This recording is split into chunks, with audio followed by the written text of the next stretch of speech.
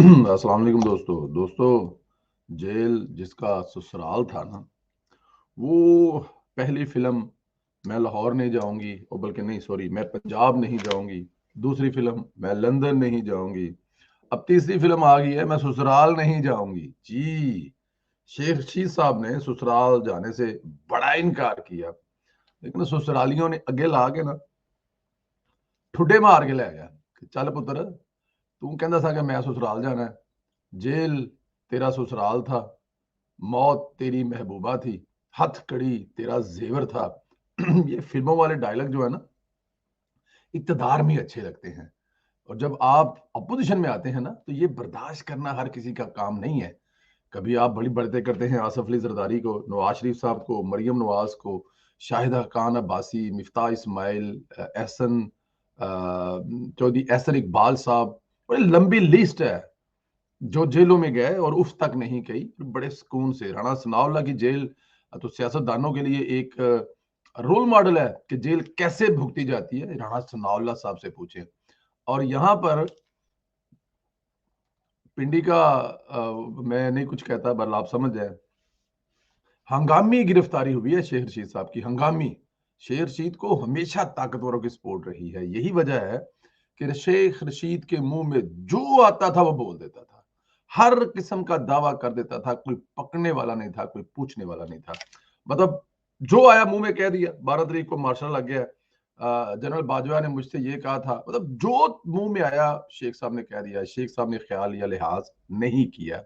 अब इसी रूटीन में शेख साहब जो है वो सब बोलते जा रहे हैं, लेकिन जब साइयों ने सर से जो क्या उसे कहते हैं, हाथ उठा लिया हो ना, यानी शेख रशीद यतीम हुआ, तब से दर बदर की ठोकरें खा रहा है। शेख रशीद ने बड़ी कोशिश की गेट नंबर 4 दोबारा कबूल कर ले, लेकिन उन्होंने ठुड्डा मारकर ऐसी जगह पे ठुड्डा मारा है जहां पर शेख रशीद साहब दुनिया को दिखाने के लिए तो बड़ा तलमला उठे, लेकिन शेख रशीद साहब जहां ठुड्डा बजा, बड़ा स्वाद आया शेख रशीद साहब को। वहां पे बड़ा मजा आता है शेख रशीद साहब को जहां पे ठुड्डा पड़ा है।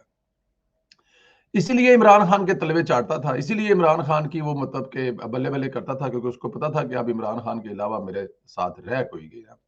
अच्छा, रात जब गिरफ्तार गया तब ब्रांडेड शराब की बोतल बरामद हो गई, मतलब देसी नहीं, बाले मुल्क। तो शेख साहब होने थे इंग्लैंड, तो वापस आए, तो कई करम फरमा होंगे जिन्होंने पर बैग दिते होंगे, शेख साहब ले जाओ, ताड़ियां सर्दियां दियां ठंडियां रातां गर्म हो जाएंगी। शेर शीद अपने खुफिया ठिकाने मरी उस घर में था जिसका किसी को पता नहीं था। जाहिर है वो घर किसी खास मकसद के लिए रखा हुआ था, तो इसलिए तो नशे में पकड़े गए। अभी मेरे ख्याल में थोड़ा बहुत कोई हया कर गई है पुलिस, थोड़ा बहुत को ख्याल कर गया, क्योंकि यहाँ वहां पर जो साथ में गिरफ्तार हुए होंगे या जिस हालत में गिरफ्तार हुए होंगे, इतना ही कहा है कि शराब की बोतल और असला पकड़े गए। बाकी पता नहीं वहां पे क्या क्या होगा।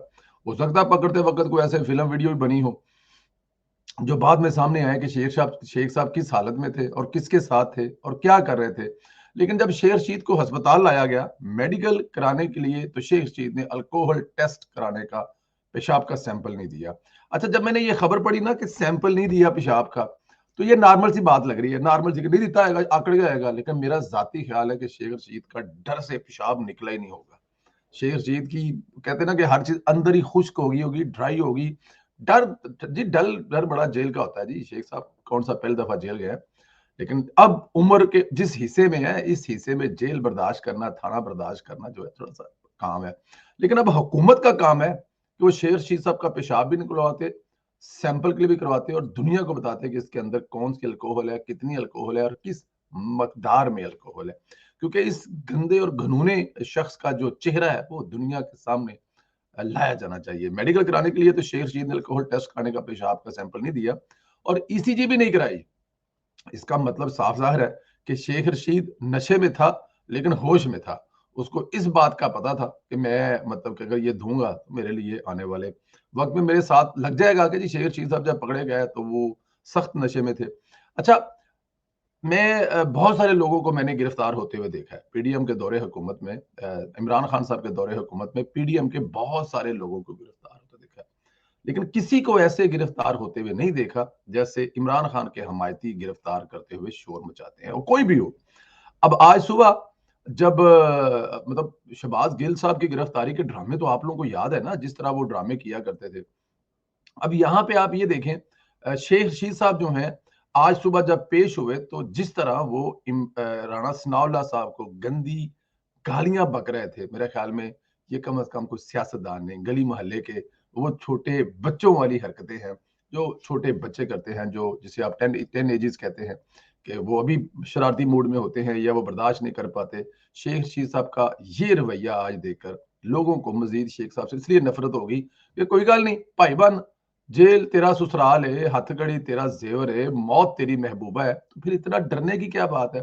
2-4 दिन में जमानत तो आपकी हो ही जानी है। मतलब जो आप पर हुकूमत ने कच्चा सा केस डाला है, तो उसमें कौन सा आपने कुछ 100 साल अंदर रहना है? तो गालियां निकालने पे इतनी कौन सी बात है? लेकिन ये भी हो सकता है कल रात को राणा सनाउल्लाह साहब ने कोई ऐसा इनको डंडा दिया हो जिसकी वजह से ये गालियां निकाली। लेकिन अब तो वो दिन दूर नहीं, जिसका दिल चाहे जिसकी मगड़ी छाल दे, अब जवाब देना पड़ेगा। अब वो दिन गए कि आप जो मर्जी करते रहे। दोस्तों, अगली खबर ये है, गीला तितर इमरान रियाज रात दुबई फरार होना चाहता था। एक दफा फिर ये कुछ चौथी बार कोशिश की है फरार होने की, लेकिन कामयाब नहीं होगा। समझ से बालातर है कि यहाँ गला फाड़ फाड़ कर अवाम को कहते हैं कि हम टक्कर के लोग हैं और भागना बाहर चाहते हैं। भाई टक्कर के लोग हैं तो इमरान खान तो यहाँ बैठा हुआ है ना, उसके साथ खड़े हों, बताएं लोगों को हम इधर है। चौथी पांचवी मरतबा ये मुल्क से बाहर जो भाग रहे हैं या मुल्क से इनकी जो मतलब कि कुल औकात है। मुझे एक दोस्त मिले, वो कहते हैं जी कि इनका मामा मेरा कुछ जानने वाला था या मेरे साथ कुलीग थे या मतलब किसी महकमे में किसी जगह पे या पता नहीं कैसे कोई थे, या उनका कुछ चाह खाखा वाला होटल से थे मामे का। मामे से 500 रुपया महीना खर्चा लेने आया करता था और पेट्रोल के पैसे लेने आया करता था। और इसकी जो कुल औकात है ना, वो बस छड़ दे वो गिले तितर की। लेकिन अब ये कहता है कि मैं दुबई से इलाज करवा रहा हूँ, अब ये कहता है कि मेरी दुबई में फलां प्रॉपर्टी निकल आई है, अब ये कहता है। ये है इन 2 नंबर लोगों की असल औकात। अच्छा, अब अदारों को ये भी डर है कि कहीं पीटीआई इमरान रियाज को अरशद शरीफ की तरह बाहर बुलाकर कुछ न कर दे, फिर इल्जाम फौज पर ही आना। इसलिए इसका पाकिस्तान में रहना बहुत जरूरी है, क्योंकि पाकिस्तान इसके लिए महफूज है। FIA साइबर क्राइम ने इमरान रियाज को आर्मी चीफ पर बेबुनियाद इल्जाम लगाने पर गिरफ्तार किया है। मुकदमा गुज़श्ता साल का है। अब कहा जा रहा है कि मजीद मुकदमात भी सामने आएंगे। खबर यह है कि इमरान रियाज टाइप जितने भी इमरान खान के यूट्यूबर हैं, यानी जेली खबरें फैलाने वाले हैं, इनकी एक लिस्ट तैयार की जा रही है। और उनका जो एक 6 महीने के बाद आप या 8 महीने के बाद या 5 महीने के बाद एक दफा कंप्यूटर नहीं अपना इसमें से चीजें डिलीट करते हैं और इसको थोड़ा सा अपडेट करते हैं ताकि इसकी स्पीड बेहतर हो जाए, इसका दिमाग ठीक हो जाए। मुझे लगता है यह है कि इमरान रियाज का सॉफ्टवेयर जो है ना, वो पहले जो अपडेट हुआ था वो अब मजीद फिर अपडेट होना है। मशीन पुरानी है ना, छेती की तरह समझ नहीं आती, प्लस यूट्यूब की जो कमाई है ना वो नहीं टिकने देती। तो इमरान रियाज साहब का भी सॉफ्टवेयर अपडेट होने का वक्त है। इसके अलावा एक अहम खबर यह है कि परवेज इलाही के सर से जब से साया उठा है और उसके बेटे मोनस इलाही ने जब से टीपू सुल्तान वाला रोल अदा करना किया है, यतीमी सी महसूस हो रही है। कल गुजरात के घर पर छापा मारा गया, कल ही रात परवेज इलाही के वकील को उठा लिया गया।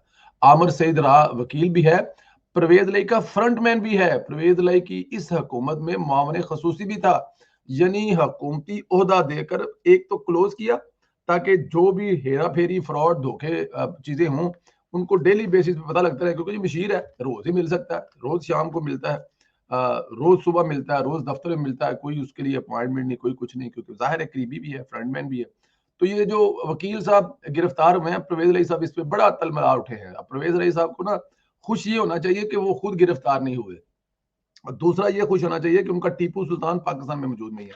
क्योंकि जिस तरह की वो हरकतें बाहर बैठ के कर रहा है ना, वो इस तरह की हरकतें बाहर बैठ के कर सकता है। पाकिस्तान आया ना तो एयरपोर्ट पे लम्हा पा लेना, और चौधरी साहब फिर वकील भी चौधरी साहब का पकड़ा गया, तो फिर चौधरी साहब जो है ना मुंडा छुड़ाने के लिए इस उम्र में खुद ही अदालतों में धक्के खाते फिरा करेंगे। नजायज बेटी का केस इमरान खान के गले की हड्डी बन चुका है। इस्लामाबाद हाई कोर्ट ने इमरान खान अहली केस में लार्जर बेंच बनाने का फैसला कर दिया है। आइंदा समात 9 फरवरी यानी आज से 7 दिन के बाद लार्जर बेंच करेगा। चीफ जस्टिस ने बेंच पर इमरान खान के इतराज को मुस्तरद कर दी है। इमरान खान ने चीफ जस्टिस आमर फरूक पर इतराज ये लगाया था जी, इन्होंने कुछ साल पहले इस समात का हिस्सा बनने से इनकार कर दिया था। तो इमरान खान साहब का मौकफ ये है कि अगर इन्होंने उस वक्त इनकार किया था तो ये अभी इसको क्यों सुन रहे हैं। पर मुझे समझ नहीं आती कि इमरान खान का अगर केस नहीं है, उस पर कोई इल्जाम लगाया जा रहा है जो झूठा है, तो फिर इसमें डरने और खौफ खाने वाली क्या बात है। इमरान खान साहब, आपको क्या तकलीफ है? कोई बात नहीं, अदालतें तो फैसले करती हैं। कल तक यही अदालतें, कल तक यही इस्लामाबाद हाई कोर्ट आपकी फेवरेट थी। क्योंकि यहाँ पे आपके लाडले जज थे, जिनकी फैमिली के आप बड़े लाडले थे, जिनके बच्चों को आप बड़े प्यारे थे, जिनकी मस्तूरात को आपकी पुरकश शख्सियत में पता नहीं शख्सियत में क्या नजर आता था, वो अब नहीं रहे। तो अब आप कहते हैं कि जी मेरा जो है ये केस, ये बनी गाला की किसी एक घर के बैठक में शिफ्ट कर दिया जाए और वहां पंचायत बैठ के फैसला करे, जहां पर आपकी पीटीआई बैठी हो सारी की सारी। तो ऐसा तो नहीं होगा, फैसला तो अदालत ही करेगी। अब लार्जर बेंच पे तो मेरे ख्याल में इमरान खान का एतराज कोई नहीं बनता। दोस्तों अपना ख्याल रखें, इंशाल्लाह अगले वीडियो में फिर मुलाकात होगी। खुदा हाफिज।